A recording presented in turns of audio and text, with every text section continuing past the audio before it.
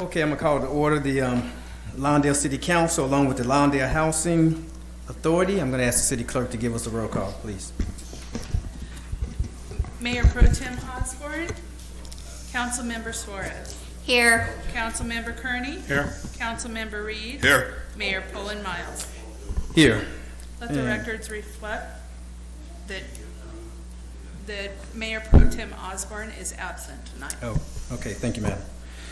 Okay, I'm going to ask at this time you join us for our ceremonial portion. I'm going to ask Ms. Doris Hoffman to lead us in a word of inspiration. I'm going to ask Councilmember Daniel Reed to lead us in the Pledge of Allegiance. Let's have the pledge first. All right, place your head over your heart and please join along with me. I pledge allegiance to the flag of the United States of America and to the republic for which it stands, one nation under God, indivisible, with liberty and justice for all. Please remain standing.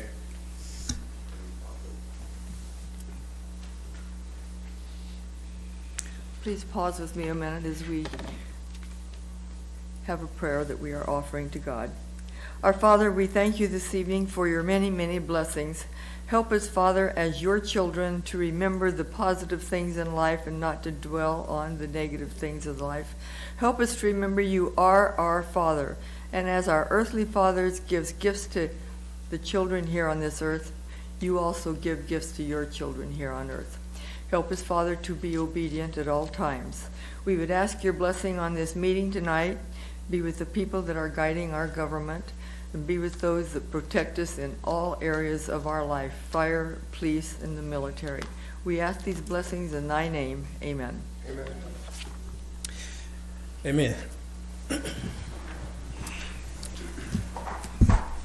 Okay, let's have our public safety report. Let's have our Captain Allen is going to give our public safety report.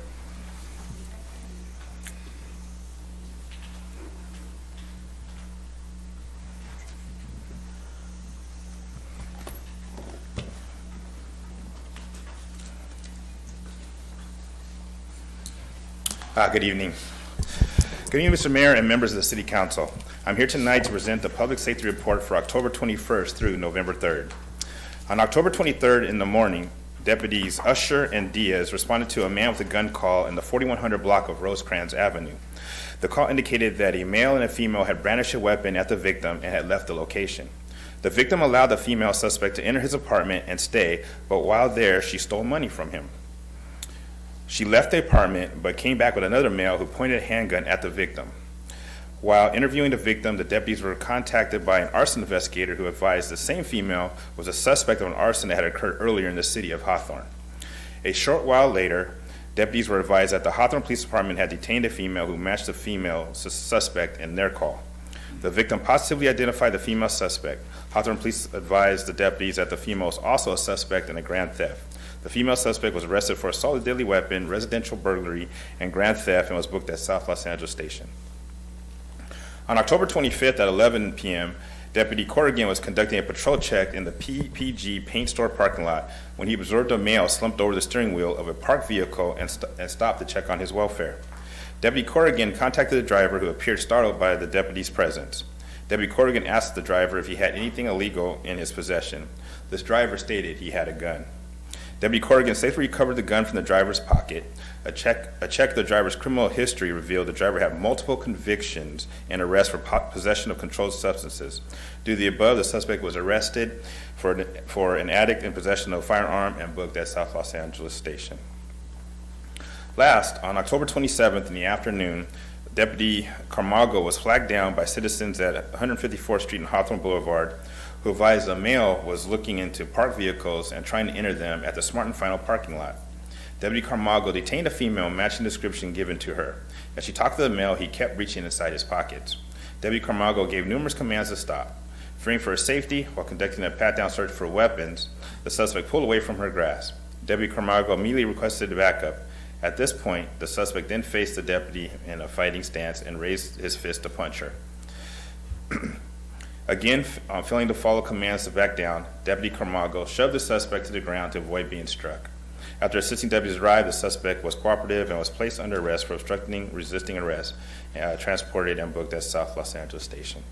This concludes my report. I'd happy to entertain any questions you may have.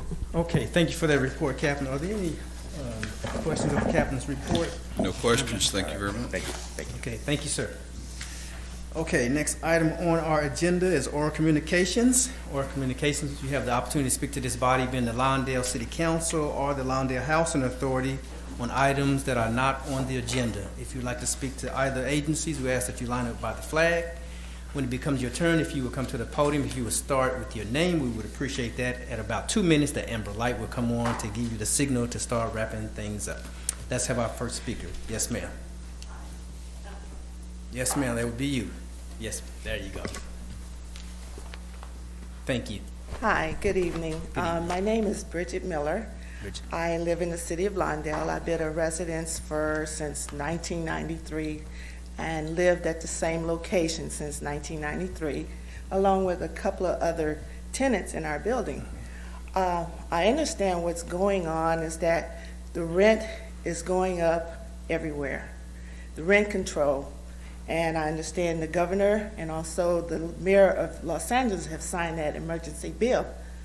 My question for Lawndale City Council are what are the plans to help the tenants of Lawndale?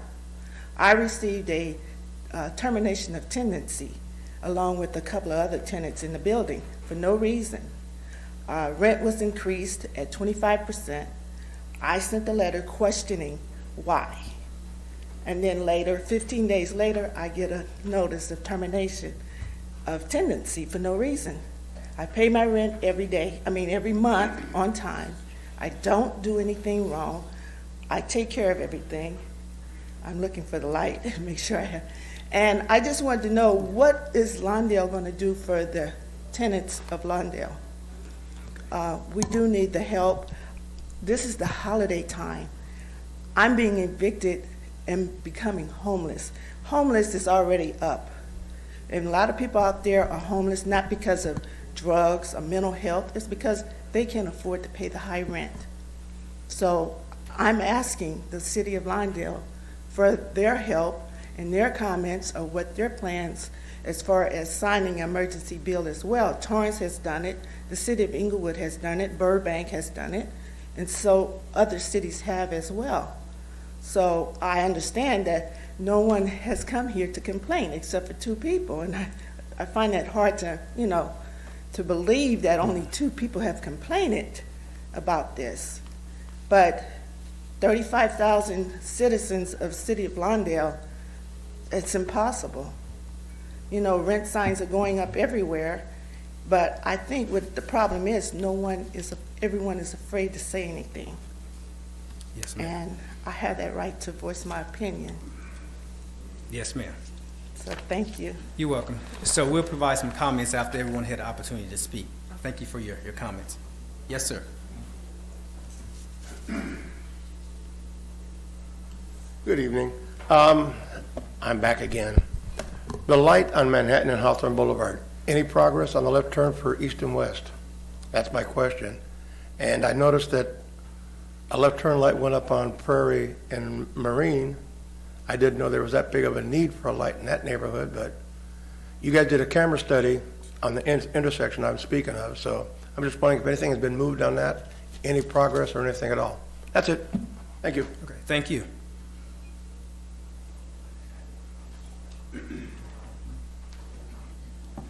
Good evening. My name is Jessica Romero, and I'm the librarian at the Lawndale Library. I just wanted to highlight a program that we have coming up on Saturday. It's called Make a Friend, Take a Friend. We're partnering with the LA County Department of Animal Care and Control to try and get some of the dogs and cats and even rabbits that they have available adopted out. So on Saturday, November 9th from 10 to 2 p.m., we're going to be having an adoption event. We're hoping, people turn out, bring a friend, tell a friend if you can. And we will also be hosting an art activity for the little ones from 12 p.m. to 1 p.m. And that's it. Thank you. Thank you.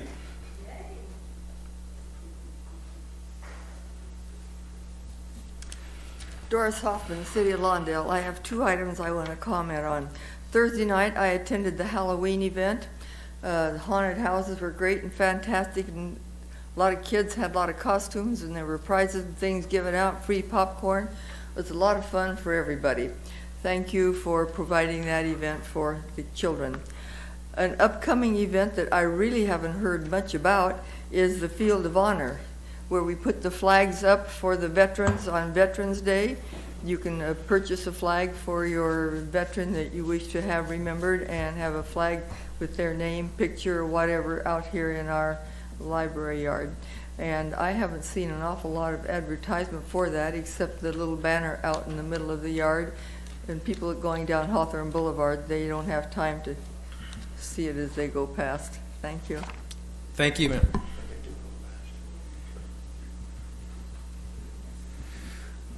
Okay, with that, we will close public comment and bring it up to the dais for comments from the council. Let's start with Council Member Daniel Reed. Alrighty, thank you everybody who spoke tonight, I appreciate that. In regards to Ms. Miller, I'm assuming this was an apartment complex? Yes. Yes, okay, thank you. And then City Attorney or City Manager, can you give any information regarding to rental and tenant information? I know there's an agency and there's definitely some laws there that need to be followed. I'm not sure about the agency that you're talking about, but Mayor, do you want to talk about it and I'll chime in?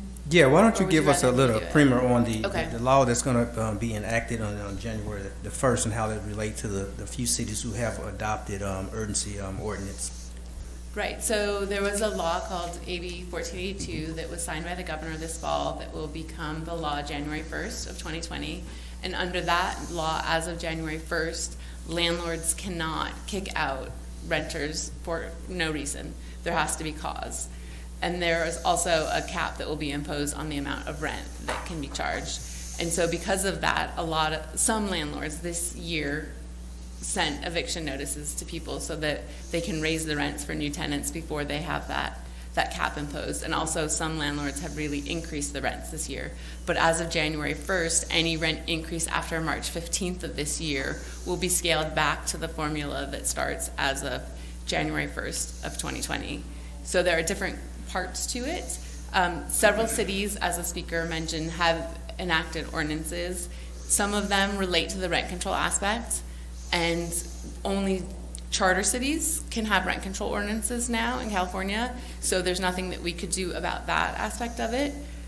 The aspect that some other cities, charter and general law, are doing relates to the ability to evict tenants, and some cities have enacted moratoriums, but those only apply once you enact the moratorium. So if someone has already received the notice to evict, there doesn't appear to be anything that we could do to assist them.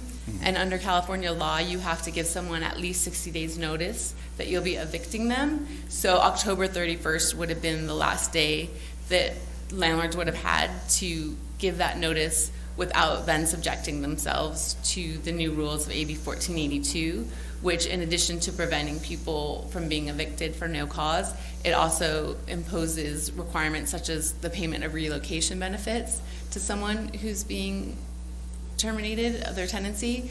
So at this point, it seems like the landlords won't be giving additional notices to evict for people. Some cities are still enacting a moratorium on evictions for right now, but we've looked into it, and as I mentioned, we don't think that would help the people that have been evicted, and we don't foresee more people being evicted since now we're after that 60-day window. Did you have any specific questions, anyone, on these new rules? Thank It's you. a lot of moving pieces. Okay, and I'll pass it along. Well, no questions on the specifics of the new laws, but from what I understand, there is an agency in LA County that does offer advice for tenants.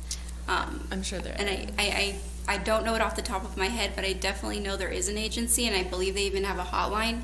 And also too, if there's anything illegal going on that you notice, make sure to report it, make sure to document it. Okay, and I might have something to say on it after I get my. Do you want to say it now? Let me make sure that's all for you. That's all you had on? Yeah, I'm finished. Okay.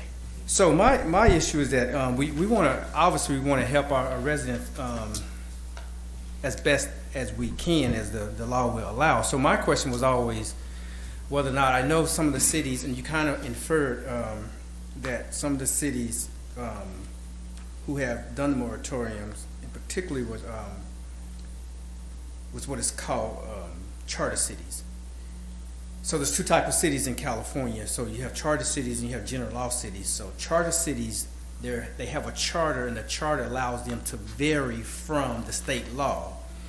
Kind of a home rule kind of a thing, which means to say that because they were around before the state was even developed, they have a certain amount of rights that other cities don't necessarily have. And so they're able to, even though the state government may have a law, they can exempt themselves from certain aspects of the law or what have you. That's not necessarily true in the cases of general law cities. And so my question was whether or not general law cities have the ability to pass moratoriums. And I know there's like 2 or 3 that have passed moratoriums. Now, whether or not they would hold up in legal challenges is always, was my question. I know, for instance, like the city of Inglewood, just as an example, is a charter law city, so they definitely, would be able to vary from state law. I'm not as sure as the 3 general law cities that I know, and there's only a handful that have done so. Will that hold up in a court of law, or will it subject the city to litigations should they do a moratorium and then it finds out that that they didn't have the authority to do so? That was kind of my concern, whether or not we have the legal authority to do so. Sure. So the charter law cities are allowed to have rent control, and so they arguably could have a moratorium on the rent control aspect of it. It's not clear whether they can have a moratorium on the eviction portion of it, whether that's within their police power under being a charter city or not. So it's not clear whether any city can do it, charter or general. Okay. So I would like to at least fully explore with our legal team whether or not we would even be on good footing if we did a moratorium. 1, and then 2, if we did such a moratorium, because we've passed the October 31st deadline that is set in the AB 1482, and it doesn't specifically say October the 31st, it gives a number of days, 60 days, which happens to be October the 31st. Because we have passed the October 31st deadline, I'm wondering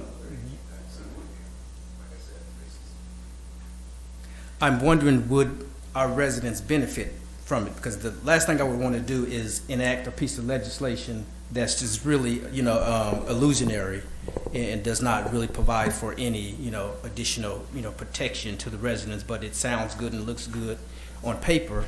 But because we passed that October 31st deadline, and there's at this point, it's illegal to per AB 1482 to issue no fault evictions. So that's one of the things we would have to explore before moving on. But I want to thank the residents that contacted me today about this issue, and we'll look into it further. I mean, because I do sympathize with the residents, the renters getting these rent increase. I watched the city of Inglewood as they put their ordinance together. I happened to work in the city of Inglewood, and as they put that ordinance together, and it went through a lot of changes or what have you, and even that is still kind of challenged, maybe challenged to certain legal challenges or what have you. But as a charter city, they had a little more flexibility than some of the other general law cities. And we just happen to be a general law city, by the way, here in the city of Lawndale. But it's something that I want to look into to see what we can do, if anything. But I don't want to put any promises out there, so people will assume that the city of Lawndale is going to be able to do something other than what AB 14 provides. AB 1482 provides. But I want to look into it as soon as we can, because I understand this. So that's all I have on that. I will swing it back down to Okay. Mr. Pat Kearney. And you know, Robert, I agree with you Then I'll come back. about checking into it. I know it won't help the people that got their eviction notice now, but if we do go forward, it might save some people that are gonna get it Yeah. down the road. Yeah. Some kind of illegal shenanigans. Okay, first of all, I want to thank everybody that spoke. Ms. Librarian, thank you for the library news. Doris, I agree with you about the Field of Honor. I think the city should purchase 2 banners and put them on both north and south of Lawndale. And Public Works is not here, so who's going to handle the lights, the left-hand turn lanes on Hawthorne and Manhattan Beach Boulevard?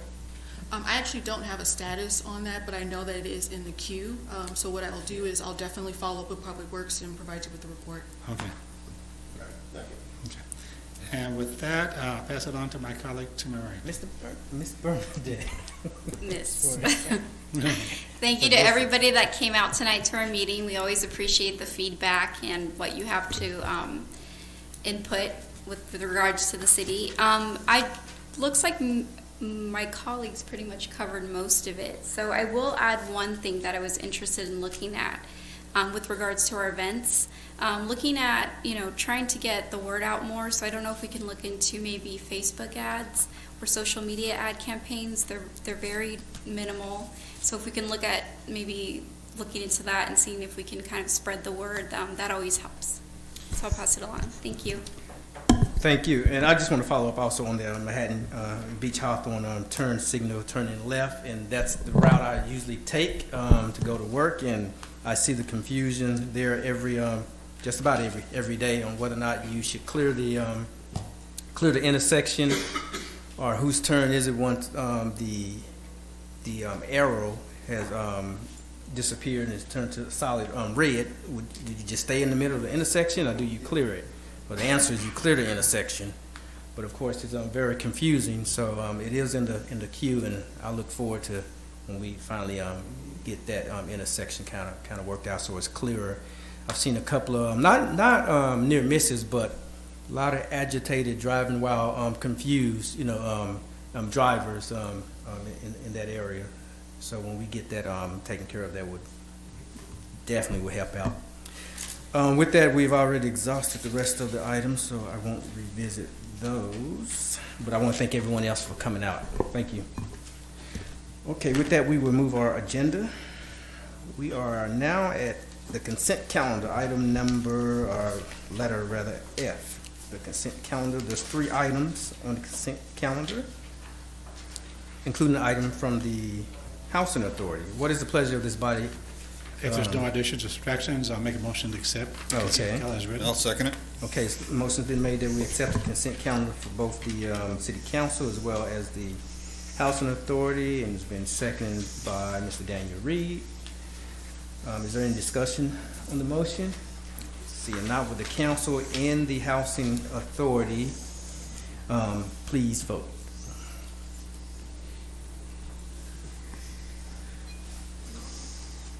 Motion approved with Mayor Pro Tem Jim Osborne absent. Thank you. The next item on our agenda is a presentation and discussion concerning the desalination plant and the final environmental impact report. This is a project of the West Basin Municipal Water District. We have 2 speakers that's going to speak concerning this project. E.J. Caldwell from the West Basin Water District. He's the manager of the Water Policy and Resource Development. And we also going to have with us Kelly Clark. Is Mr. Clark here? Oh, hi, Kelly. Kelly Clark, okay. She is a staff attorney with the Los Angeles Water Keepers. So let's start with Mr. Caldwell. Mr. Caldwell, welcome. Yes, thank you, and be reassured that I'm not going to read through all of those binders, but I did want them to be up here in case I do get any questions from all of you. And of course, it's something that I, as a West Basin employee, am very proud of, so I wanted to show you the work that we've been doing. Thank you. Good evening, Mayor Poole and Miles, members of the council. Thank you for this opportunity to come to you and brief you once again on the status of the ocean water desalination facility and our final environmental impact report. Let me begin by highlighting the West Basin mission. Obviously, to provide a safe and reliable supply of high-quality water to the communities we serve, like the city of Inglewood and Lawndale and Gardena. I know that you've seen the previous maps of the West Basin service area, so I'll just jump into kind of where we are today with our water supply diversification. Obviously, imported water at 55%. That's the water that we receive from the Colorado River and Northern California through the State Water Project. But I do want to highlight for you all today that West Basin Municipal Water District is an agency that really believes in a true diverse water portfolio. And you can see that here. Obviously, we have an award-winning conservation program, reducing our demand by 16%. We have a water recycling facility that's internationally known. We do proceed with brackish groundwater desalination in the city of Torrance, and we maximize that facility with all of the groundwater pumping rights that we do have. And then, of course, 19% groundwater. This is potable reuse that we actually inject into the groundwater barrier, so that, again, that drinking water component. But I'm very proud of this because this is something that West Basin possibly doesn't get enough credit for, because we work with our individual retailers to make sure that they're maximizing their groundwater pumping. And for every acre foot that they pump, that's a sale, of course, that West Basin loses. But it's important to diversify that portfolio.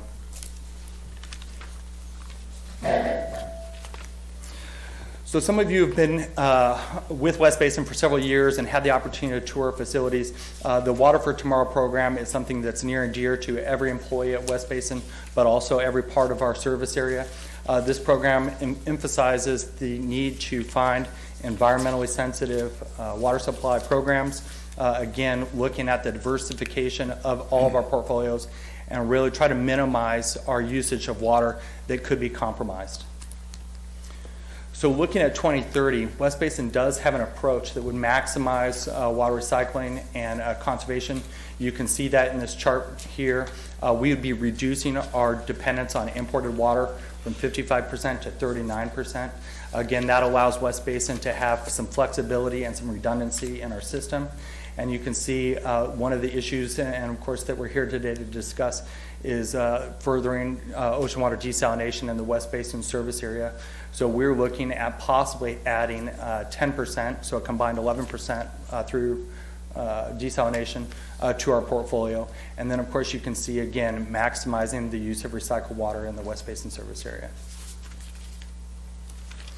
So before you is just a chart of this entire process. And I could tell you that we've been working on ocean water desalination throughout West Basin's history. But really, you can see there in August of 2015, that's when the notice of preparation, the NOP, was kicked off for this document.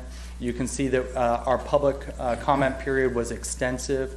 The public scoping meetings where we've invited not only our cities but also the NGO communities, the environmental organizations, to really play a part in the development of this environmental impact report.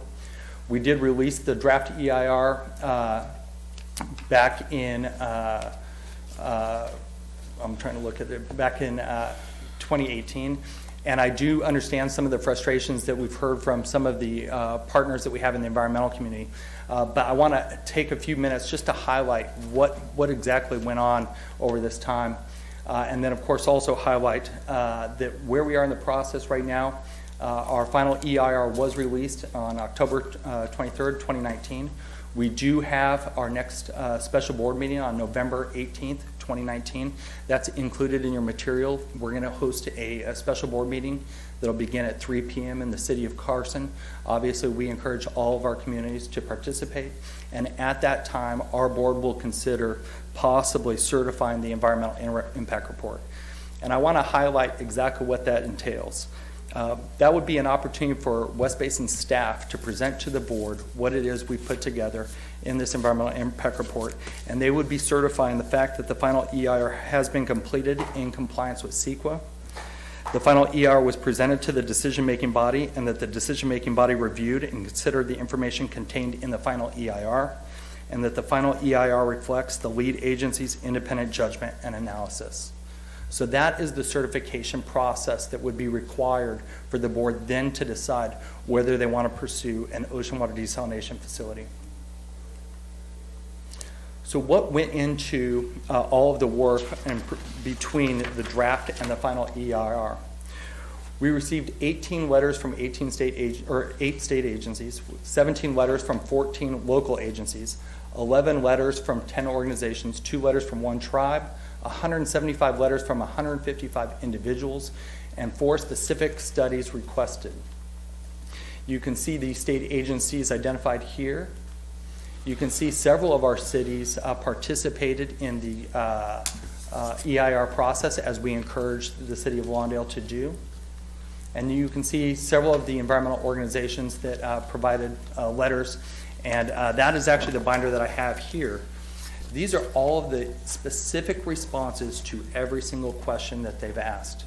We actually, and I'll highlight it here in this next slide, not only did we respond to all of their questions, but we individually reached out to them with a flash drive that contains the entire document so they can word search and really review that.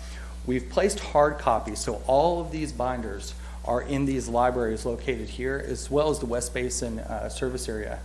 And I think from our board's perspective, and something that I would like to really highlight, is the level of transparency that West Basin Municipal Water District has been going through. For some of you who have been on the Lawndale City Council for years, you've probably seen West Basin come before you on several occasions with programs like It's Time to Get Serious About Water Use Efficiency, Water Reliability 2020, tours to all of our facilities. This is something that West Basin, with our mission, is required to do, to look and find and identify potential drinking water sources for the communities that we serve. We do have a dedicated website at West Basin Municipal Water District where all of your community members can go. You can see just to the bottom left there, the final environmental impact report is available online. Again, I've reviewed it today just to kind of brush up on some of the different issues, and I wanted to highlight that because, again, once you open up that document, it's very easy to read, actually, and very easy to identify specific issues of concern, including just the city of Lawndale. Just a quick word search will pop up several different instances in which the city of Lawndale is mentioned. And I'll leave you with this. Again, the West Basin Municipal Water District is required to pursue and provide a safe and reliable supply of high-quality water to the communities we serve. Some of the concerns and issues raised point out other alternative sources of water. And I think just a precursory look, a quick look at some of those other alternative sources that they're highlighting are simply not available in the West Basin service area. West Basin is dedicated to stormwater capture. We have several different programs that look into that. We have several different investments in those programs. Our water use efficiency programs are second to none. And again, anybody that would oppose this facility would highlight the fact that West Basin is doing everything possible with water recycling, including what we would call indirect potable reuse, so creating drinking water from basically a waste that would be discharged into the ocean. So with that, Mr. Mayor, that's all I have, unless you have any specific questions. Okay, thank you for the report. Anyone have any questions right now? I'm thinking let us hear from Ms. Clark first, and then we'll maybe come back with some questions. Ms. Kelly Clark from Los Angeles Waterkeepers. Thank you, Mayor and Council members, for allowing Smarter at Water LA to come back for another presentation now that the final EIR has been released. My name is Kelly Clark, and I'm a staff attorney at LA Waterkeeper, a member of the Smarter Water LA Coalition. And we would like to reiterate our strong opposition to the desal project. When this first draft EIR was released in 2018, we submitted lengthy comments on it, pointing out not only the flaws in the project, but the flaws in their CEQA obligations as well. 2 months ago, our executive director, Bruce Resnick, was here and gave a presentation outlining some of those issues. In response, West Basin made 2 primary statements. First, that our comments and the flaws would be addressed in a final EIR. And second, that they did not want to rush this process. They wanted to allow meaningful input from stakeholders like you. Neither of those things happened. On October 23rd, they released the final EIR and set a hearing for certification 3.5 weeks later. If it had not been for the fact that you have a city council meeting in that time and your city manager is very on top of things, you may have been left out of this process. More concerning, I think, is the abject failure of West Basin to consider how they could meet their demand through environmentally sustainable options. We are facing a climate crisis right now. Ocean desalination is the most energy-intensive, climate-impacting, and expensive source of water we have. There is no reason to resort to it when we have sustainable sources available. We all know desal is expensive. This plant was initially forecast around $400 million. It's now around $480. As a comparison, the Carlsbad plant started out looking like it would cost around this. It ended up costing close to $1 billion. West Basin isn't even certain of the costs this will cause to your ratepayers and your constituents either. In the materials they provided you in advance of this meeting tonight, they specifically state, currently, the district is conducting a cost-benefit analysis and rate study for the potential project that is expected to be completed in 2020, long after 14 days from now when they vote on whether to approve the project or not. But they do know it's expensive. When we made comments stating that conservation is a much better and much cheaper approach, especially when there's such disparity in West Basin service area. Residents of Palos Verdes use, on average, approximately 100 gallons per person per day more than residents of Lawndale. But instead of incentivizing conservation for that waste, West Basin responded to our comments stating, with desalinated water having a relatively high cost and GHG footprint, there should be additional incentive for conservation, not less. What that amounts to is they're going to try and make your city and other cities like yours who have already done significant work in achieving conservation goals keep conserving or be forced to bear the cost. That's wrong. Moreover, West Basin grounds this entire project in a pretty unsubstantiated need for water. I've reviewed their analysis and I don't see it, but even assuming we have this need, there are so many better ways to get it. Brackish water desalination, which West Basin does, they could significantly increase that. There's a 650,000 acre-foot plume that needs to be desalted. Recycling, the recycling facility that West Basin has recycled their 200 billionth gallon at, which is an amazing accomplishment, is not at full capacity. Ratepayers are still paying for that facility. It makes much more sense to expand and work on that than to build a brand new one with additional costs for you. The comments and responses to this initial EIR took about 16 months. I naively assumed that part of that was because the water landscape that we're in right now is very different from the water landscape of 2015. It's different from the water landscape of 2018. In the last 12 months, the mayor has committed to recycling 100% of the wastewater at Hyperion. LADWP has decided they are going to shut down their 3 coastal power plants, and the county passed Measure W. None of these momentous changes are addressed in the final EIR. Finally, I mentioned DWP shutting power plants down. Desalination is extraordinarily energy intensive. And while they claim they're going to offset their demand by using renewables, it doesn't get around the fact that this plant is going to require us to find a source for all of this energy. Our grid is stressed. We've seen that through rolling blackouts. We've all experienced it. With the shutting down of these 3 coastal power plants, it's only going to get more so. That energy, we shouldn't be wasting what we have.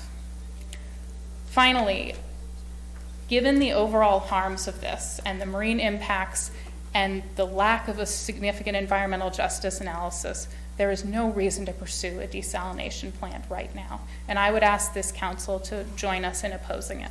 Thank you. Thank you for that presentation, Ms. Clark. So we might have some questions of you. You can, if you want to take a seat. Let's see, who wants to start? Who has any questions? Let's have a discussion first. You go first. You want? I'll kick it off. All right, you got it. So I do have a couple of questions, just a point of clarifications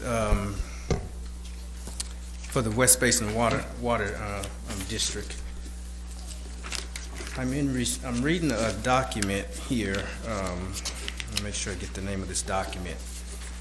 And maybe the final environmental impact report addressed it because it's based on the draft environmental impact report. And this document is from the California State Assembly Select Committee on Water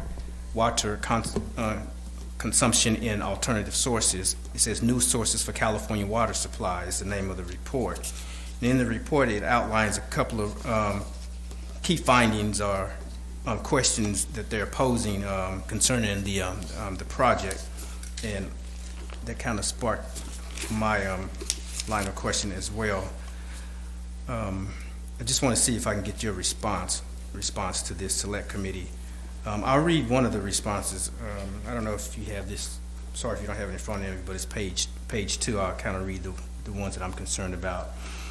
It talks about, it says that not all alternative water sources options are equal. While the California water plans recommend that all of the above strategies for improving the diversity of California water portfolio, the scientific consensus is that some options are more reliable, cheaper, and less energy intensive than others. Regions looking to invest in a new water sources should do so with diligence, considering energy costs and local impacts on their analysis. So this speaks to the notion that desalination is energy intensive because it mentions this throughout the report. So what's your response for being energy intensive? Is that counterintuitive if it's energy intensive and we're trying to we're trying to conserve energy? Of course, and let me highlight the report that you're reading from. Obviously, conflicts with the Governor Brown's water action plan, which was a concern of West Basins at the time.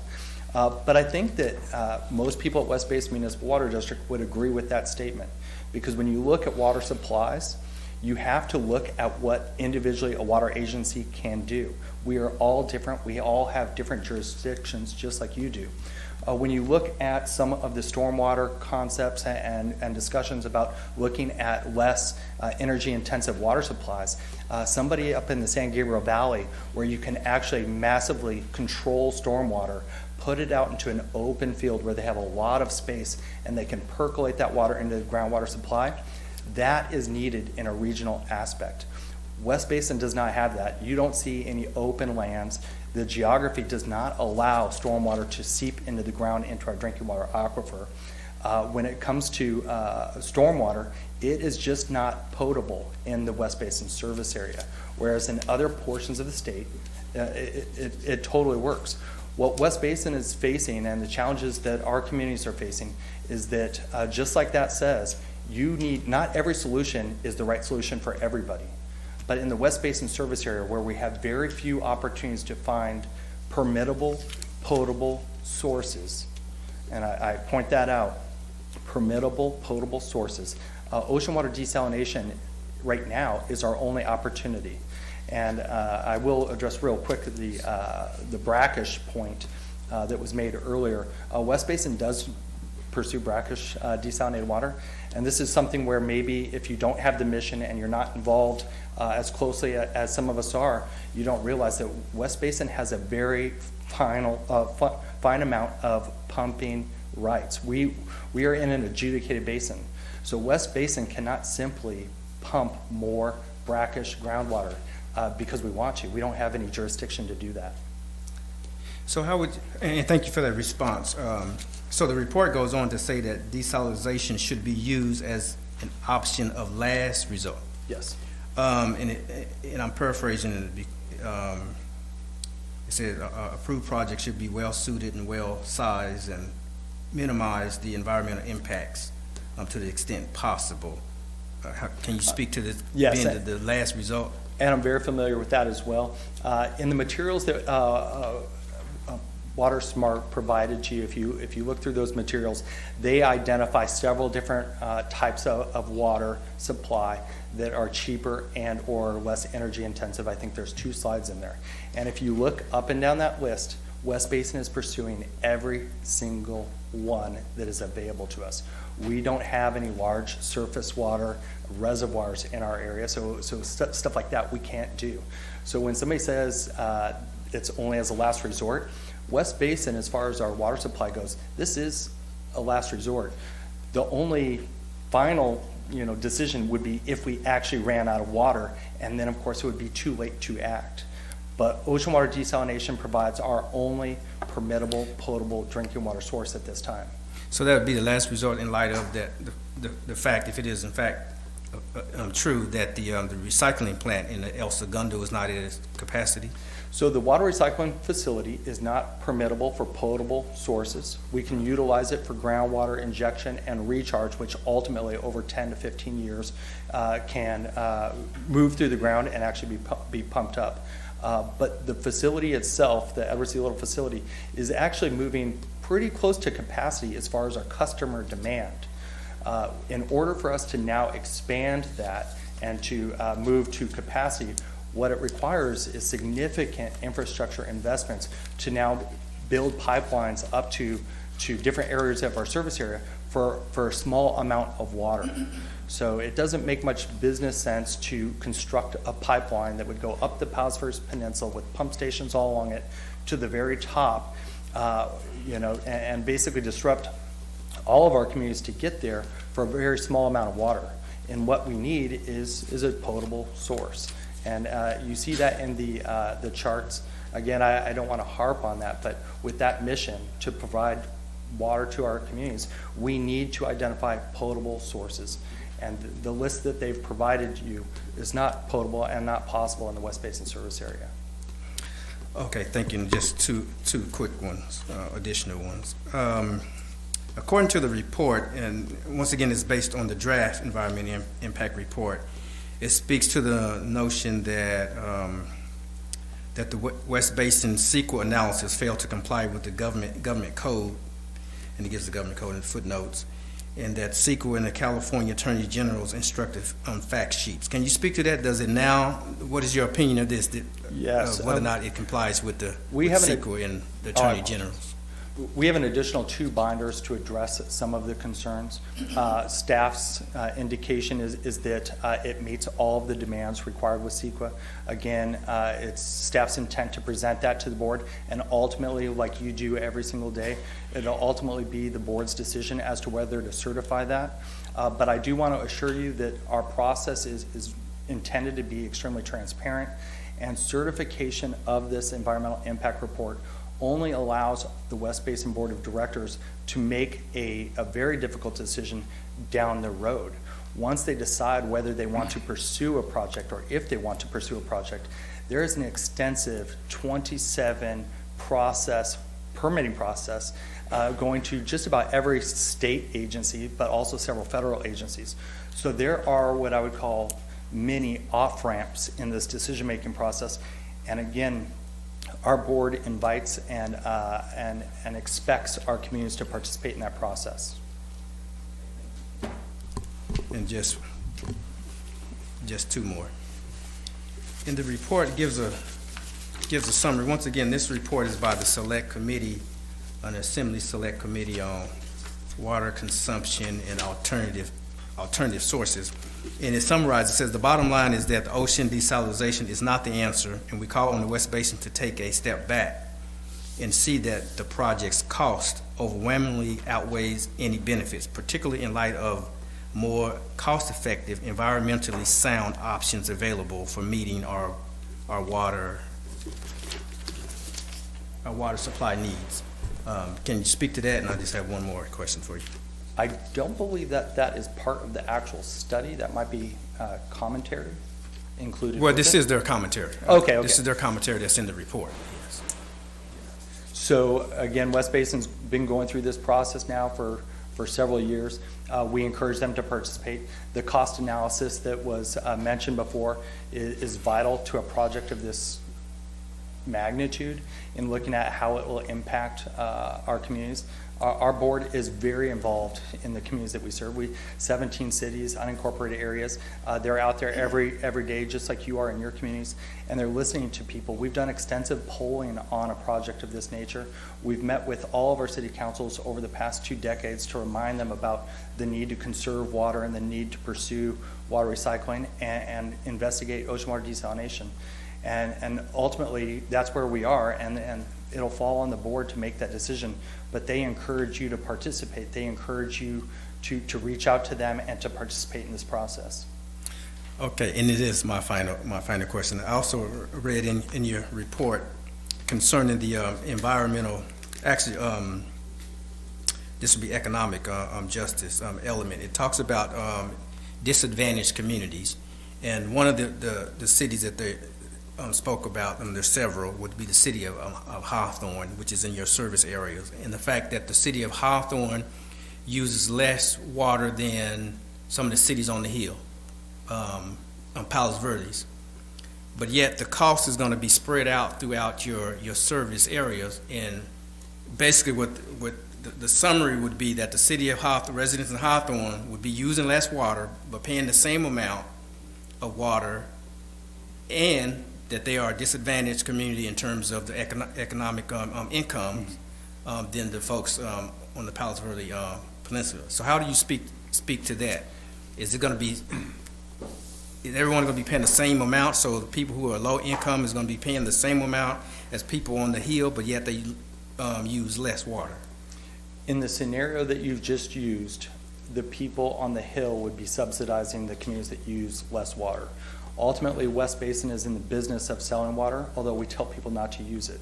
We sell in increments of 326,000 gallons. So that's an acre foot. So when we sell that to the individual retailers, and then of course it gets marked up to sell to the individual users.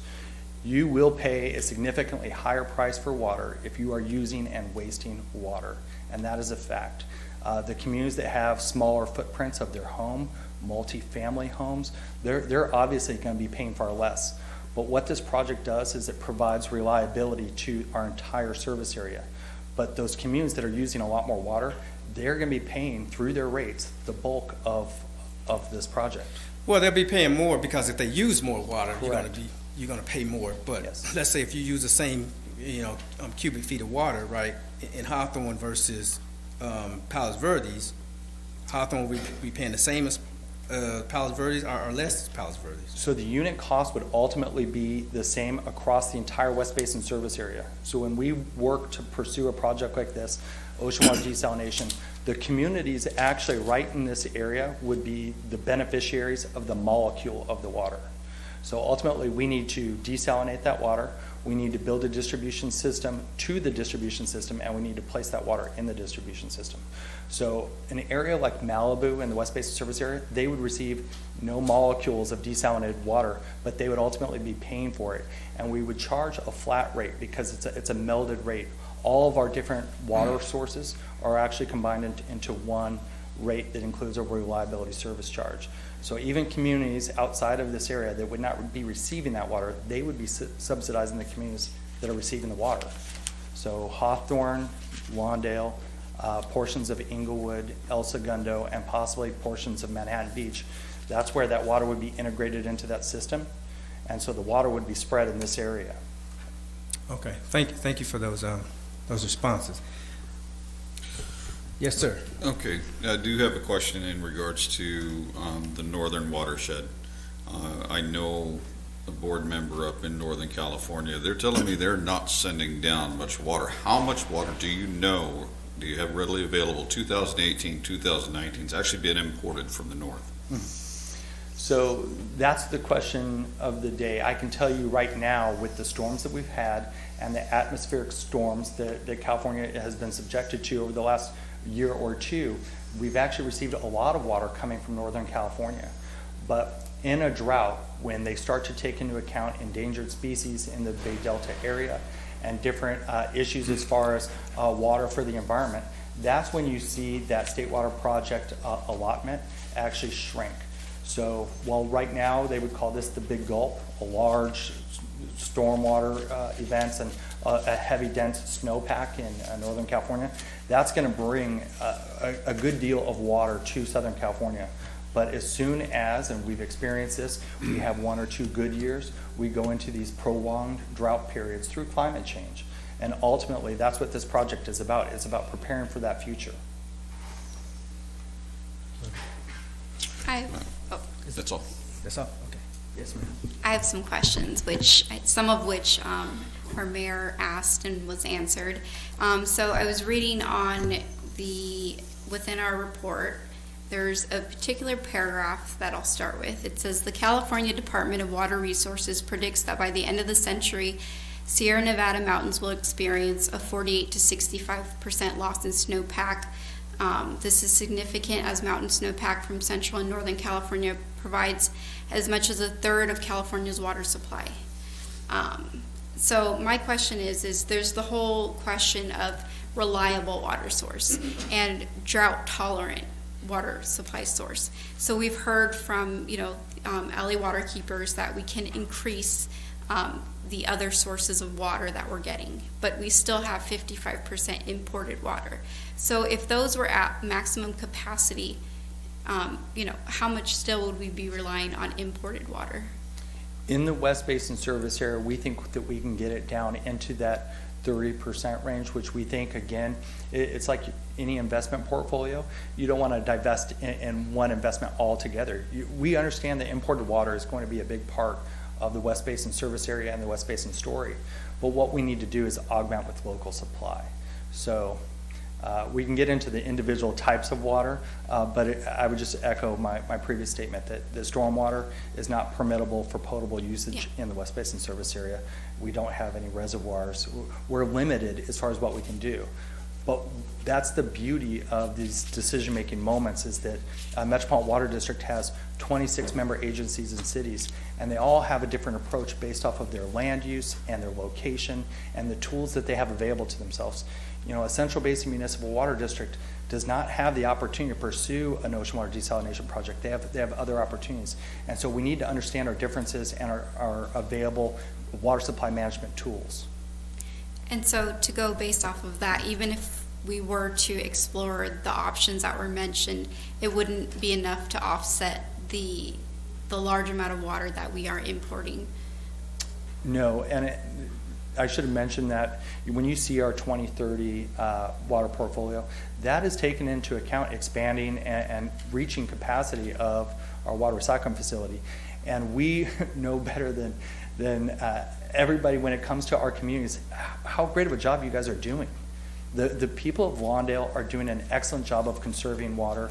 I live in the South Bay. I drive through this area all the time. I see the yellow lawns. I see the businesses that are doing these extra additional steps to make sure that they're conserving water. So that pie chart that you see for 2030, that takes into account that the people of Lawndale are going to continue to do a great job.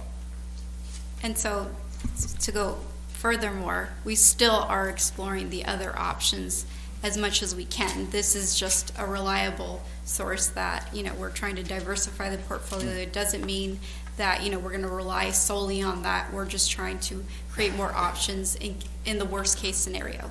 Definitely. I have a couple. Yes, sir. Well, on your little handout, you had comment letters and studies, but you don't have a breakdown of how many letters were in support or against. Do you have a?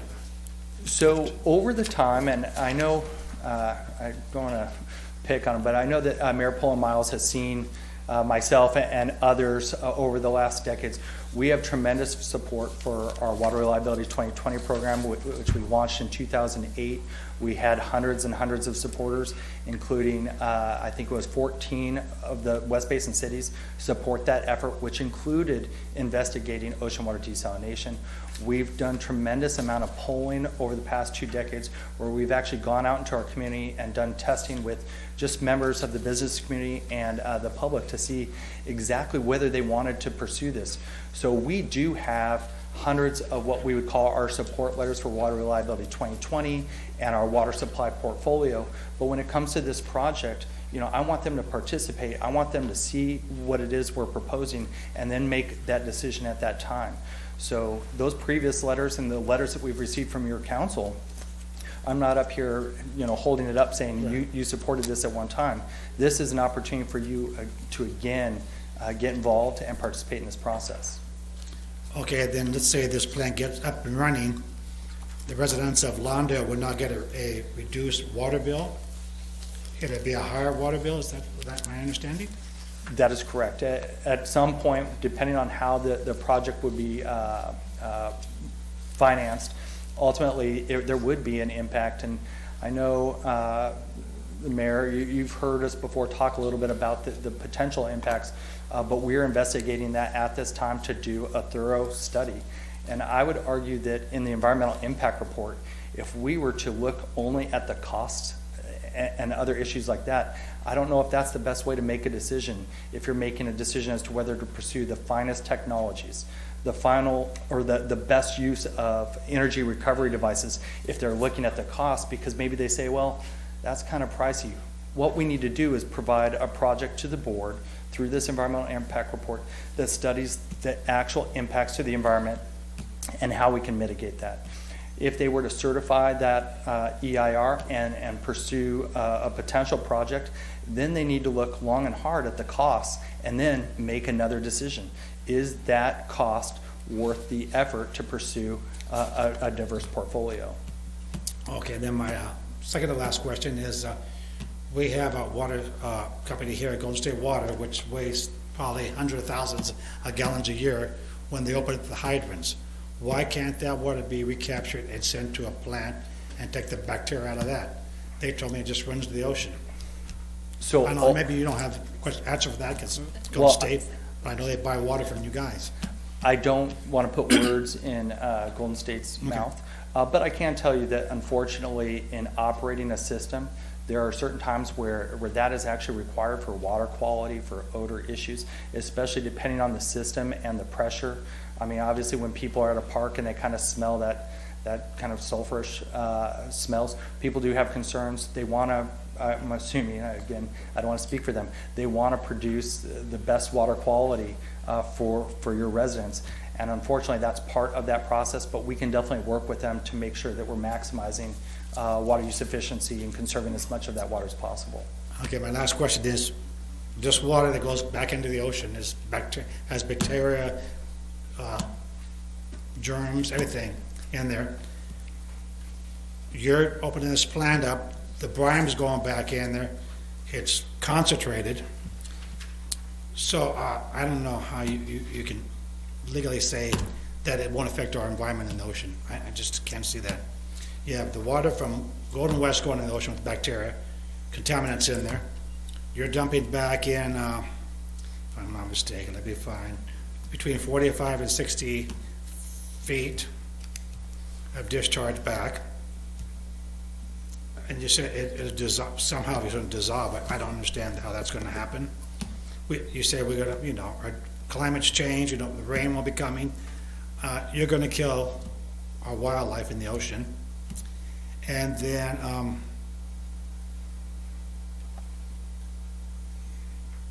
there's one more, let me figure and find it. I'll leave it at that right now. I guess I can't be in favor of it. Can you speak to the marine life when you take the salt out of the water and you're gonna put the salt back into the ocean? What effect does that have on the marine life? So I would agree with the council member that if done in a very unsafe and managed process, it could definitely cause harm to the ocean. And as long as I've been working at West Basin, brine discharge has been a very big topic. But what I've been a little bit surprised with was that when I first got involved in the industry, the brine discharge was, from the environmental community, was one of the biggest issues.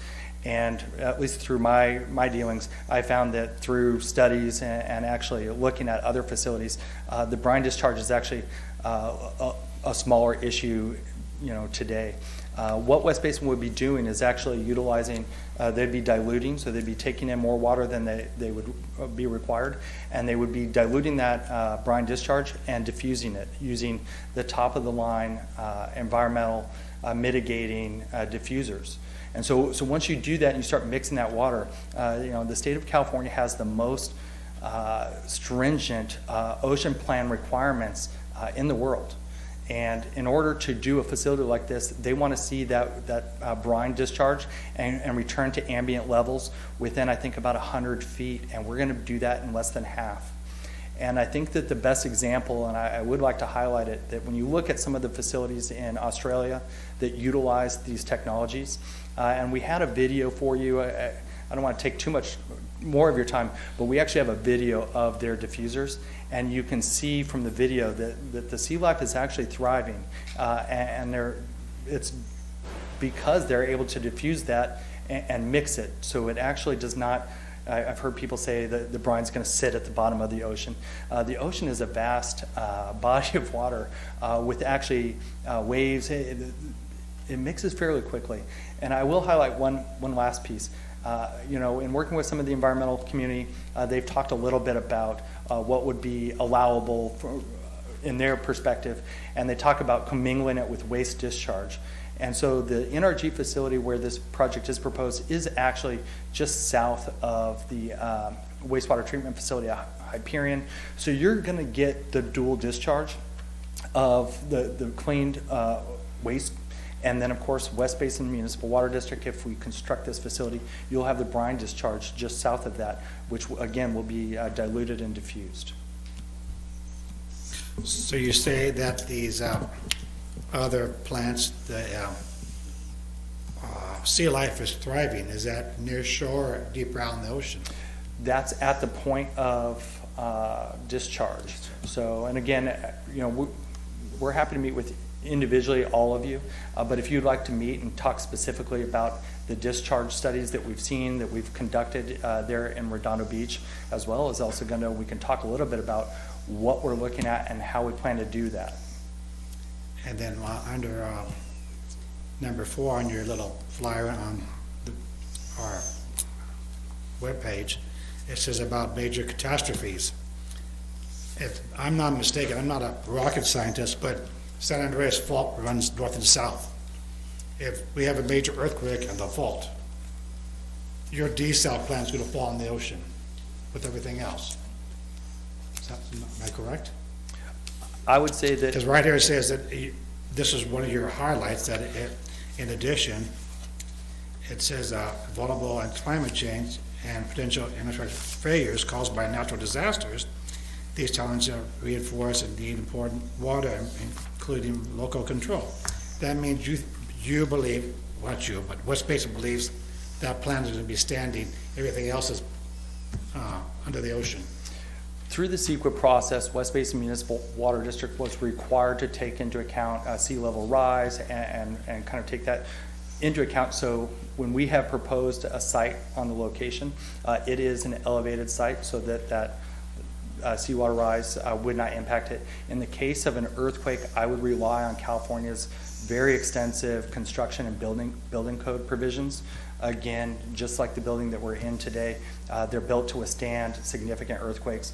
And then, if you don't mind, I would add that if there is that earthquake that you're referring to, my biggest concern at West Basin with our mission would be that we would lose all supplies of imported water. We would have no state water project. We would have no Colorado River aqueduct serving our community. So in that scenario, desalination, massive conservation, and surface water that is very far outside of the West Basin surface area down in Diamond Valley Lake, that is what we would need to rely on. So in that scenario, as a water professional, that would be my only answer. That's all I have. Okay, thank you for those questions. Let me give Ms. Clark an opportunity to respond to any of the questions that was posed to Mr. Caldwell, or anything she would like to add. Yes, Thank you. It may take me a minute I'll try and organize these responses as best as possible. Yes, ma'am. Councilmember Suarez, I think you mentioned the all of the above approach. So in a perfect world with unlimited money and unlimited resources and unlimited ability to mitigate harms, that might make a lot of sense. But here, if you look at what we're already paying for water rates, Measure W is a parcel tax that is already imposed. This is going to be another addition to a bill. Each of these things is going to raise a water bill. And so if we have the other alternatives, why tack on this extra? Now, they mentioned that they can't do any of these alternatives. And this is replete throughout the EIR, these blinders that the only way to fix this is desal. So they claim there's no groundwater ability. Well, Measure W isn't just for creating spreading grounds. It's not just for infiltration bases. It's to create infrastructure to allow us to capture and reuse stormwater.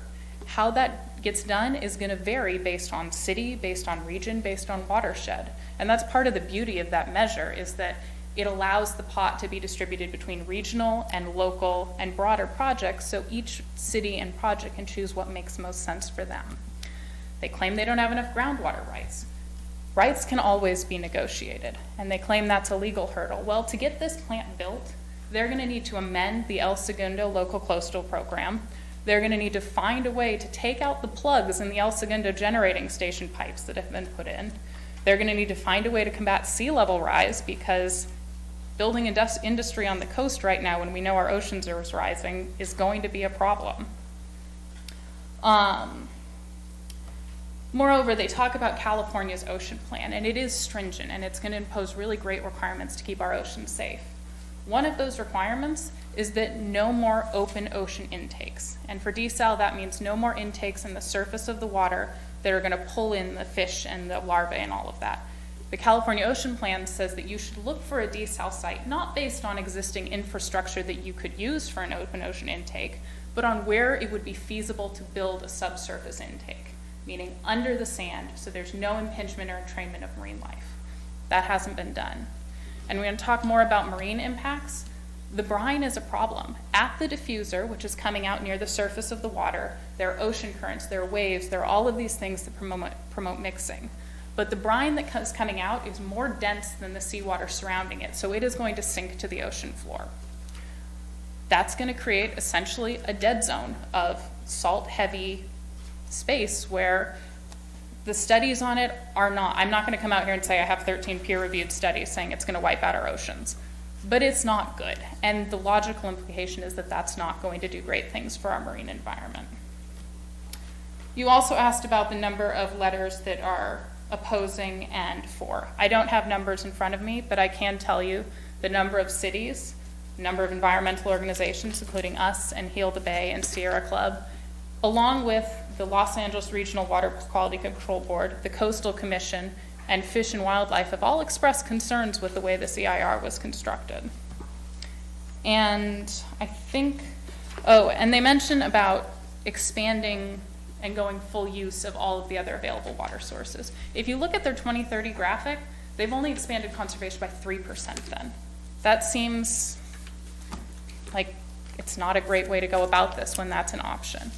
So, and you talk about reliability and diversification. Diversification is great. We all want diverse stock portfolios, but we don't put known losers in the portfolio.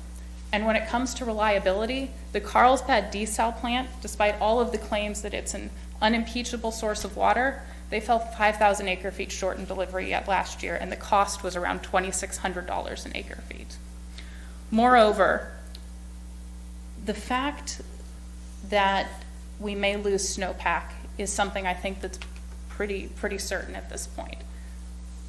We can, using all of these other alternatives, recreate a sustainable hydrologic cycle so that droughts, while we're going to face them, there may be more ways to sustain it other than just putting something that's going to exacerbate droughts by putting more carbon into our atmosphere.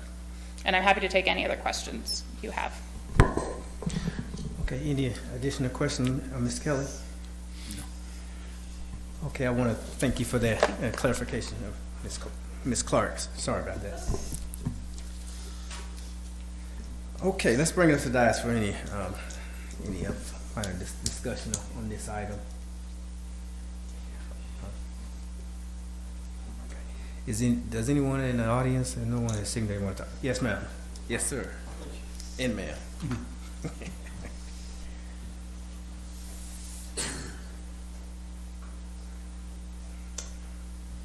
Randall Abram, what I remember from the last meeting that was brought up just now is that pretty much all the environmental groups are opposing this.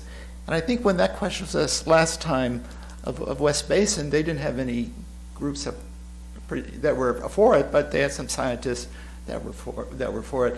So they had all the letters from these groups, and they said they addressed it, but did that sway any of the environmental groups to say, okay, now I support the project? Thank you. Okay, that's a good question. So the question is the environmental groups who originally opposed the project, as far as the draft environmental impact report, have they changed their positions? Do we know of anyone? No, have they changed their positions? Okay, it looks like they haven't, or at least have not communicated such. Okay. So Yes. now I just have a little follow-up on that. I too have concerns about the brine. I mean, I'm an avid scuba diver, and I actually get out in places along the Palos Verdes Peninsula, along White Point, down at Old Marine Land, and I could actually you can see locations there that are heavily salted already without adding a desal to it. So not seeing any true studies local that are looking at this, I do have a strong concern in regards to that. I mean, we talk about other locations that have it. I wanted to see if we could get detailed studies from the Catalina desal and things going on locally there. I haven't seen anything come in on that. If it's out there, please let me know so I can look at it. But yeah, it's definitely, like I said, there are already locations, and we don't need another Salton Sea right off the coast. Yes, ma'am. My concern is what happens if we face these environmental impacts from, loss of snowpack, and what happens to our community when we don't have that secure supply of water. It's just something that's very scary to me.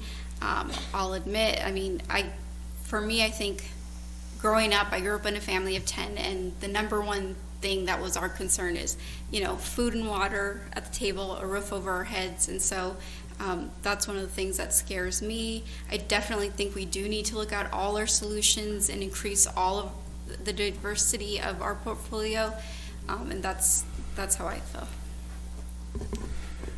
Okay, and for me, based on the information that was presented, today, and what my limited knowledge of being a scientist and such, but what was presented today is that I do believe it's going to be energy intensive. The costs are unknown. I would definitely like to know exactly how much this is going to cost, the South Bay people. And because the cost is unknown, the true cost-benefit analysis, you can't really determine. Yes, if we're going to get a benefit because we're going to have a more reliable water source, but at what cost? See, when you do a cost-benefit analysis, you're not asking yourself whether or not, you're just going to simply get a benefit. You're asking yourself at what cost. And then you decide from that point, okay, is it worth it? At this point, I have no idea if it's worth it, because I don't have any clue as to what the true cost is going to be for this type of project. I'm of the opinion that this should be the alternative last resort. I understand, and I do agree that we should diversify as much as possible, the different types of water, whether it's water recycling or what have you. But we should at least exhaust that, or at least get to a certain point where we can project that we have exhausted all those alternatives before we go down this road. Because it's really, there's a few places that have desalinization, Australia, Israel, Carlsbad, or what have you, but it's still really kind of unknown. The marine life, issue is still really unknown, or at least unshared. If it is known, it's unshared as to what does that really mean to the marine life. I'm concerned about that. I'm also concerned about that. I do believe that this type of project will rest on the low-income communities. Now, I understand that you take the cost and you spread it out. No matter where you live, you pay the same rate. but yet certain communities use more water than other communities because they have more land or what have you to irrigate or what have you. It says in the report that the project will effectively result in low-income communities subsidizing affluent communities' excessive water consumption. And so you have communities such as Lawndale, disadvantaged communities, Hawthorne, parts of Inglewood, and other parts that's disadvantaged, but yet they will be paying the same amount, but using less. I don't really understand. I understand that you spread it out, so it sounds like it, and it looks like it's even, because if I'm in this part of the community, I'm paying the same rate as a person in this part of the community, but yet this part of the community may be using more water or what have you, and they're thus having more need for the water. So I'm not really sure if it should be exactly the same, or should there be subsidies for people of lower income than affluent communities. That's a concern of mine. I know in some cases seniors receive discount, not because they're seniors, because they get a discount because if you're a senior, more than likely you're probably on fixed income, and you probably fall in the category of a disadvantage. I mean, obviously you could be a millionaire and be a senior. I'm not suggesting that, but that's the same thing here. It's like, will people of low-income communities have some type of subsidies, or will they bear the same cost as someone on the hill or someone in Malibu? That's a concern to me. And so those are my chief concerns with the project. And I just want to thank you guys for bearing with us. I know this was a long discussion, but I just want to go through this and make sure that I have addressed all the points that I wanted to address before we take any action, if any, on this. And I think I probably have. It looks like I have. So those are my concerns. So with that being the case, if there's any more discussion, we can continue discussing it, or we can have some type of action or motion or whatever is the pleasure of this body. Yes, ma'am. Actually, a question that I did forget to ask with regards to the, I think I read somewhere in the report that the imported water is starting to increase the cost of that. I don't know if, I can't remember where I read it, somewhere in there, but also my concern is with the cost. If we don't have other sources of water and we're relying on the ones that we do have, if imported becomes, something we can't rely on, the cost of the water that we do have will increase. So that's kind of a concern too for future. So if the cost of, that could happen. The cost of the water could increase, but then if you had desal, because we don't know the cost, that could supersede even, the cost of the increase, because we're relying on, because we're receiving less water. So depending on, because that's an unknown variable. So I don't know. Right, not having any figures, we have no way to put a number variable to it to say it could be tripled, it could be 100 times, we don't know. But the question too I had was with regards to stormwater increasing. I don't know if anybody has an answer for that. I read it somewhere in the report, but I can't remember where exactly. In terms of stormwater, I actually sit on the South Santa Monica Bay Watershed Committee, working with the regional aspects of Measure W funds. I also sit on the Central Santa Monica Bay Watershed Committee, and it is a parcel tax looking at stormwater, but ultimately in the West Basin service area, and unfortunately for the folks in the city of Lawndale, when you talk about stormwater, there will be substantial projects in this area. Unfortunately, they're going to be primarily water quality projects, not water supply, drinking water programs, whereas in other parts of LA County, you definitely can. The cost of stormwater, unfortunately, in our area is very high. And I would argue if you look at the city of Santa Monica and their Santa Monica Urban Runoff Program, which is a stormwater and dry weather program, that's probably the most expensive water and very likely to be over the cost of ocean water desalination as far as per acre foot costs. I will try to answer your question about the potable water. And this is where you all have a very difficult job, and our board, I love them to death, but they have a difficult job ahead of them as well, because the projects that we're looking at here at the local end, when you talk about the State Water Project and imported water, yes, the costs are going up. There is a substantial project that the state of California is looking at, Delta Conveyance, which would actually pump water underneath an endangered estuary to deliver water to Southern California. And several of the partners in LA Water Smart oppose that project too. So if we can't get water down from Southern California, we do have this vital, what I would say is a pending crisis about water supply. In terms of the cost of this facility, I would urge you, and I will make you this promise, that I will return.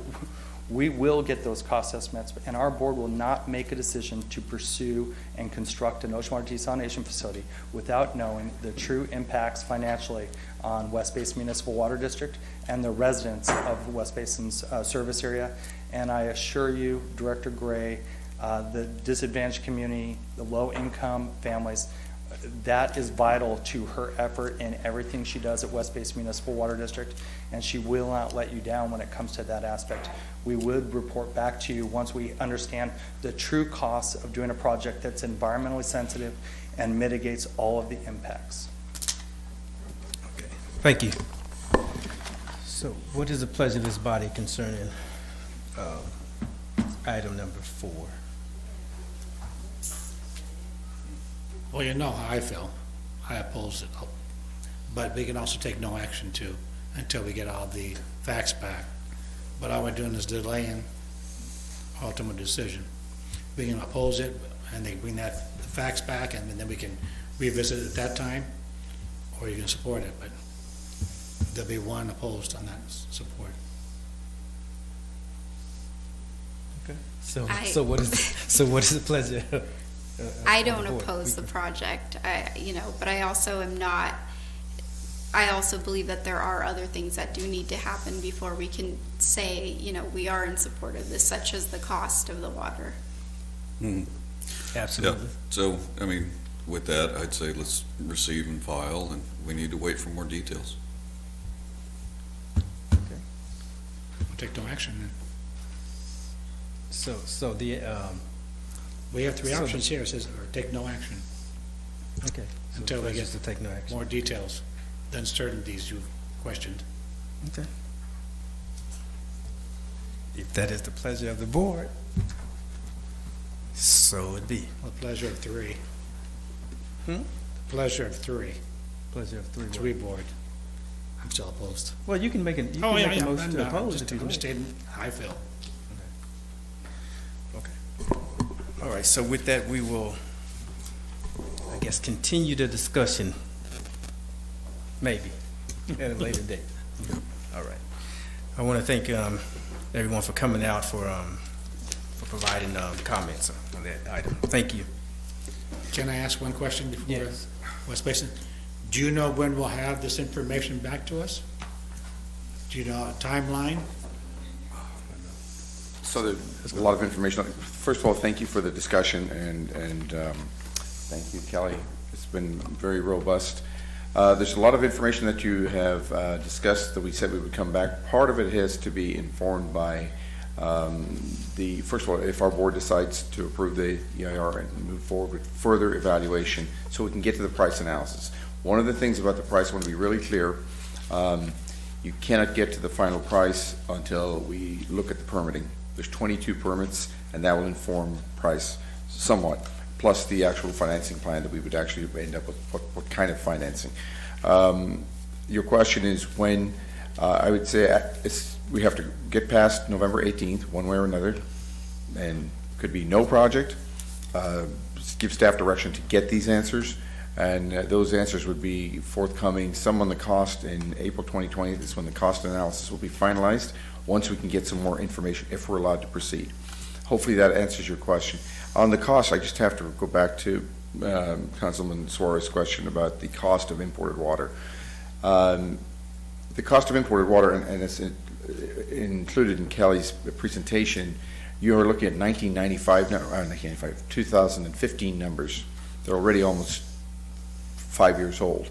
So that price is much lower. It's already way higher than that. And when those two intersect is anyone's guess, but if you look at the Carlsbad experience, including Bryan, and you may want to consider that, but if you look at that, everything that was said would happen about that project in terms of cost, reliability, the people not wanting it, all of that, and it was litigated. It was 14 cases brought against it, all of which failed, and yet it's up and running, and none of the environmental impacts that were predicted happened. They just didn't. So bear that in mind. Just keep an open mind. I think what you're doing is the right thing. Let's come back and with more information, keep asking us those questions, because we want to make the right decision. And we have a lot of shared sentiments from our environmental groups. I told you before, I don't want to stand behind any project that's not environmentally sound. It's not. You think about the cost. Think about the cost of not doing it. If we lose our water supply, that's kind of, we're in that kind of a sticky situation right now. But we certainly don't want to hurt the environment. That would be against everything I'm about. So we'll come back with a lot of the answers early next year, I would predict. Thank you. Okay, thank you.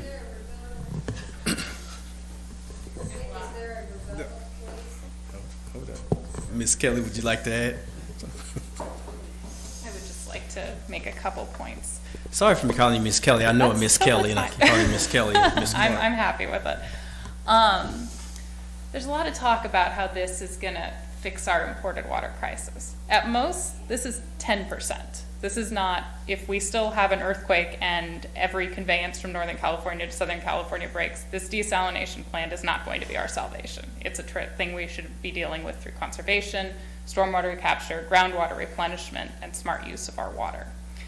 And Carlsbad, yes, San Diego Coastkeeper, Waterkeeper, I'm not actually sure what our partner organization or sister organization is there. They did litigate this case. And I believe Waterkeeper also did.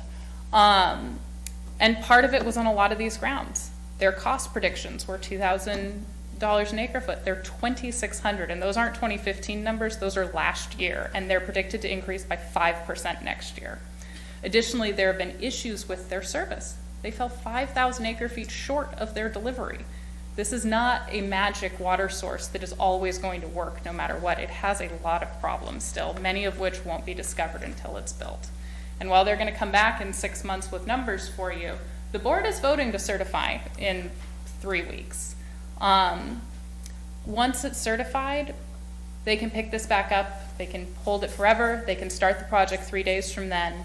Who knows what can happen? So that's just your timeline. This is probably one of the more meaningful points for participation left in this process. Thank you.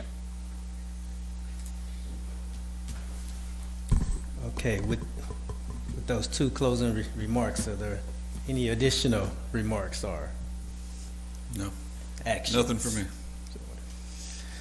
Okay, with that, we'll move our agenda. Thank you. Next item on our agenda is item number 5, is a budget update, the quarter ending September 30th. Presented for council is the budget update for September 30th, 2019. It's our first quarter budget update. Emphasis is on general fund revenue and expenditure. So far, we're on target. We have concerns with 2 general fund departments. The allocation for salary and benefits, we're going to look in that a little bit further, see if we need a budget recommendation to make any changes, and that'll come second quarter. Also included in this packet is a number of budget adjustments that are recommended for passage. One for the use of park development funds. One for establishing a budget for code enforcement abatement. One to transfer designated funds for development impact fee study. One to establish a budget for Measure A and Prop A projects and reimbursement. One for PEG fees, basically saying that we do not have to transfer that to the general fund and that money is available to expend. And then one for reimbursement for the Inglewood Avenue project for the school district. And that's up for council consideration. Okay. That concludes your report? Yes. Okay, thank you. Okay, and are there any discussions of the report, the budget update quarterly report? I didn't have And there's also a series of recommendations also.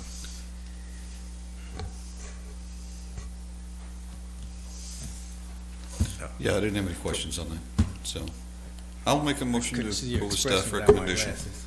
I'll second it.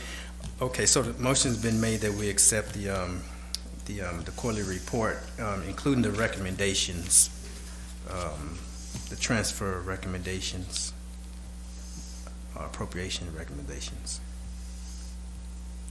Right? Yes. Are there any discussions on the motion? Seeing none, would the council please vote?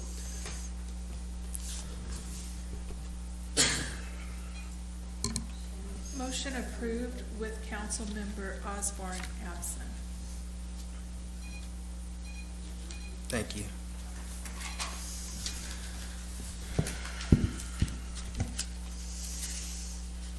Next item, item number 6, authorization for do an application for Senate Bill 2, which is a planning grant. Planning Department? Thank you, Mr. Mayor, Yes. council, members of the audience. Tonight, I'm asking the council to consider adopting a resolution authorizing an application for and the receipt of Senate Bill SB2 Planning Grant Program funds. In October of 2017, Governor Brown signed in the SB2, which established a permanent source of funding to increase affordable housing stock throughout the state of California. On March 28, 2019, California Department of Housing and Community Development released a Notice of Funding Availability, also known as a NOFA, for approximately $123 million in revenue for local government planning grants. HCD has determined maximum award amounts for large, medium, and small localities based on population estimates from the State Department of Finance. The city of Lawndale falls in within the small localities and is eligible up to $160,000 in grant funding from SB2. The objective of the grants program is to achieve the following: accelerate housing production throughout the city and state, streamline the approval process for projects, affordable projects, facilitate housing affordability, particularly for lower and moderate incomes, promote development consistent with the state planning criteria and priorities, the shortage of housing, and ensure geographic equity and distribution expenditure of the program's funds. Some of the funds can be used, and the council is aware that we're in the process of updating our general plan as well as our Hawthorne Boulevard specific plan. So those funds can be used for general plans, community plans, and specific plans, updating our zoning ordinances, which would be in conjunction with the updates to the general plan and specific plan. Environmental analysis, which will be required. The SB2 planning grant provides the city with an opportunity to receive these eligible funds and planning grants. I have been in touch with HCD as well as specific folks that are technical expertise on that, and they did say that we would be eligible if authorized to move forward. Staff has determined that the project is exempt from CEQA. There was no commission requirement reviewed. The city attorney reviewed the resolution and approved it to form. The fiscal impact will be minimal. We'll actually save, if we receive the funds, those will be towards and dedicated towards the update of the general plan, which we've gotten an RFPs on that, and we can use that money towards that. Therefore, this concludes staff's report. I'll be happy to answer any questions at this time. Thank you. Very good. Thank you for the report. Are there any questions of the staff report? I don't have any questions, but I do have comments. I'm very excited that we're going to look into these plans and see if there's anything that needs to be updated, particularly our Hawthorne Boulevard plan. So I'm pretty excited about that. Very nice. So what is the pleasure? So was that your motion?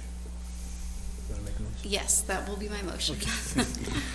Okay, so the motion's been made by Councilmember Suarez that we authorize the application. And I'll second it. And it's second. Thank you. You're welcome. And it's seconded by Mr. Pat Kearney. Is there any discussion on the motion? Okay, seeing none, with the council, please vote.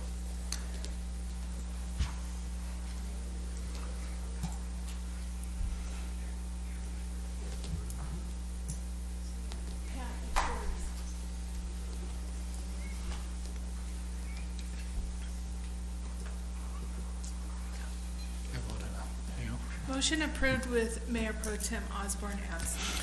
Okay, thank you. Okay, next item number 7, residential development standards and design guidelines. Thank you, Mr. That's Mayor under- and Council. Again, this item before you, staff developed some guidelines for the residential development standards throughout the city. We've heard numerous complaints from residents, developers, stakeholders. They would like to have some guidelines provided to them. Actually, our general plan has some few policies in it. It's a little dated general plan from the 90s, but it does talk about, preserving the character of existing neighborhoods, working, trying to, promote the economic development of the city throughout, as well as design buildings that are consistent with the surrounding area. Hearing that, we talked to the commission and we brought back some guidelines, and we want to help promote the quality of residential development. These guidelines ensure the new development is compatible in mass scale and other design features surrounding development. Sometimes you'll see throughout the city, you'll see some like a more urban design, whereas we had no guidelines provide for folks where we need to kind of develop for the future, but look at the existing surroundings so they're a little bit compatible. Sometimes you'll see some buildings that kind of just don't fit, so we want to provide some standards for the residents, stakeholders to go by. The guidelines were reviewed by the Planning Commission. We did extensive outreach. There was meetings conducted on June 26th of 2019, June 24th, 2019, as well as September 11th, 2019. We received comments from the commission and residents. We incorporated those comments and updated the guidelines accordingly. Staff, some of the guidelines that we've incorporated into these guidelines that will be provided to all stakeholders in the public: building heights, setbacks, parking, lot coverage, walls and fences. We kind of went over a whole gamut of things, how to design. Again, we took out the zoning ordinance regulations, and these are provide guidelines for folks at the county. The project is, these guidelines are exempt from CEQA. The commission, again, as I mentioned, reviewed these extensively. The city attorney's office reviewed and approved the resolution. There are no fiscal impacts because these are just guidelines. We believe no impacts to the city directly. Therefore, this concludes staff's report. We recommend approval. Thank you. Okay, thank you for that report. Are there any questions of the report? No. Okay, what is the pleasure of this body concerning item number 7? If we have no additions or subtractions, I'll make a motion to go with staff report. I'll second it. Okay, no additions, no subtractions. Seeing none, the motion's been made by Pat Kearney and seconded by Mr. Daniel Reed. Are there any discussions on the motion? Yep. Seeing none, would the council please vote on item number 7?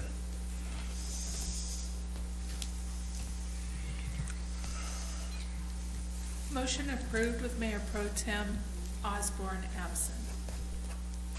Thank you. Okay, we're now at item number 8. Item from council, mayor and council members on meetings, events, any meals you may have had. Yes. We always leave that out. All right, so I did attend the Contract Cities meeting. We got to see the city library in Signal Hill.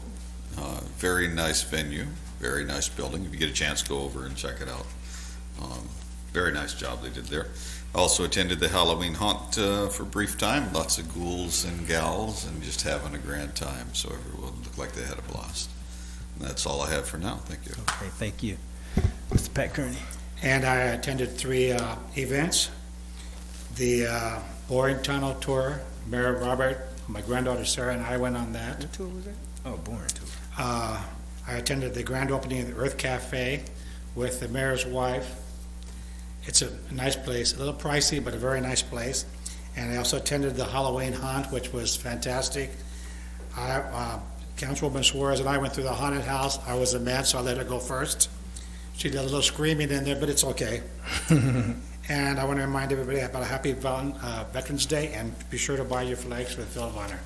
Very good. Thank you, Councilwoman Suarez. As Councilmember Kearney mentioned, we did go. I did attend the Halloween haunt. That's the most fun I've had out of all the Halloween haunts. I was even participating. I had family there. It was really fun. One thing I did want to look at with regards to our events, as I mentioned previously, is maybe looking at a budget for how we promote them, particularly with social media. More people are getting on that, and I feel like that's an avenue that we could use.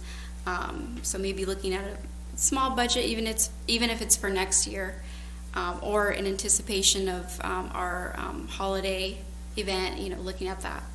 And then I also had the opportunity, I was very pleased, I was invited to be a guest speaker at Environmental Charter High School. They had a group of electeds and they asked me to attend, so it was really fun interacting with the students. Very engaged students, not what I remember when I was in high school, so I do have to say I was very proud of them, and it was very fun. With that, I'll pass it along. Thank you.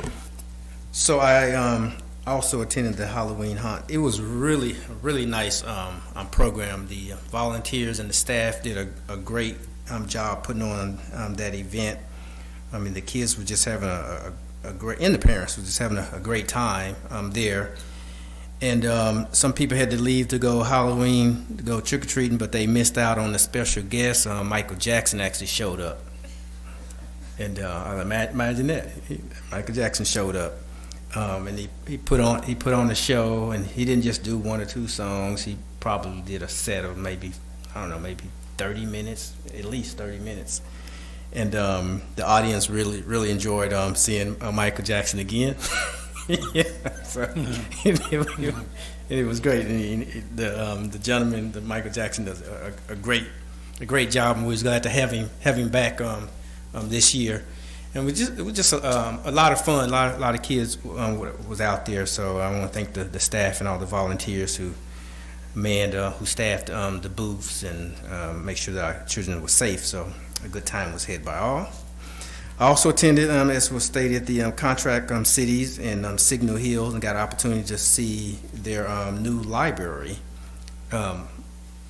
It's second to the Lawndale library. I mean, it's a really nice.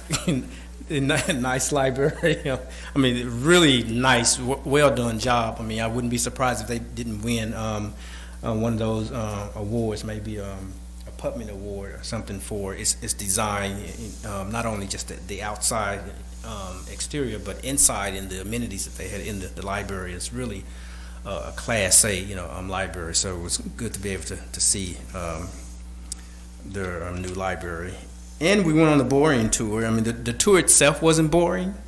That's just the name of the company. It's kind of a SpaceX company. They're building the tunnel, underground. And we got to go 130 miles an hour underground, through the tunnel. So if you haven't taken that ride, you really need to book your ticket, because it was nice. So we got to experience that as well. And I think that's all I have to report. We're almost finished with tonight. We do have a couple of closed sessions. We have 2 from the City Council and 1 from the Housing Authority that we will conduct before we adjourn. I'm going to ask the City Attorney to give us the provision. For those who are just joining us today, we're going to go into closed session in the back and talk about some issues, and then we'll come out when we come out, we're just simply adjourning. So unless you want to hear us adjourn, you're welcome to stay. Other than that, there won't be any additional business when we come out, just to adjourn. City Attorney, take it away. The City Council will meet on 2 items. The first is a public employee appointment to consider the appointment of the position of City Manager. The second is a matter of anticipated litigation. The Lawndale Housing Authority will also meet to conduct a closed session to discuss property negotiations. Thank you. Okay, we'll stand in recess to closed session.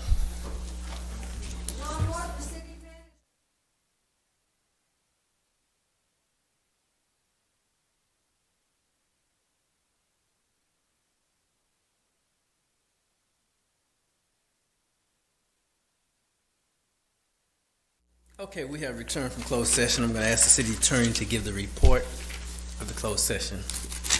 The City Council met in closed session on 3 items, including 1 item acting as the Lawndale Housing Authority. On the matter of anticipated litigation, the Council unanimously approved initiating litigation against the property located at 14923 Larch Avenue. On the other 2 items, the Council was updated. No reportable action. Thank you. Okay.